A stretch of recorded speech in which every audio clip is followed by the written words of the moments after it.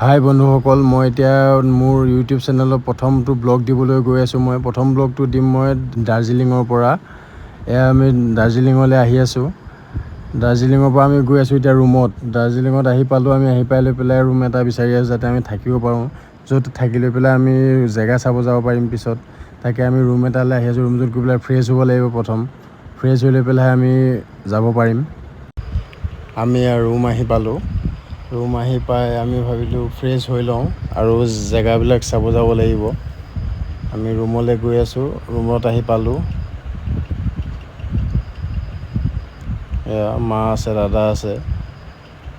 চাইছে দাদাজনে ছাইডৰ পৰা। এয়া দেখিছেনে, ফ্ৰেছ হৈ অহাৰ পিছত বাহিৰলৈ আহিছোঁ।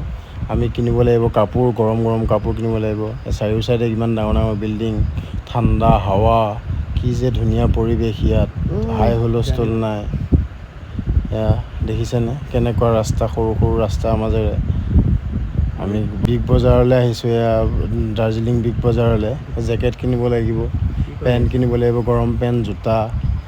যি দাম কৈছে বস্তুবিলাকৰ, ৱাই চুলি দাং খাই যাব দাম শুনিলে। ইমানেই দাম ইয়াত। মোৰ দাদা, আমি কাপোৰ চাপোৰ কিনি ওলালোঁ বাহিৰলৈ। আমি চাবলৈ, এইটো পাৰ্ট 1 হয় বাৰু। পাৰ্ট 2ত বাকী আমি জেগাবিলাক ক'ত ক'ত গ'লোঁ, কি কৰিলোঁ এইবিলাক দেখুৱাম।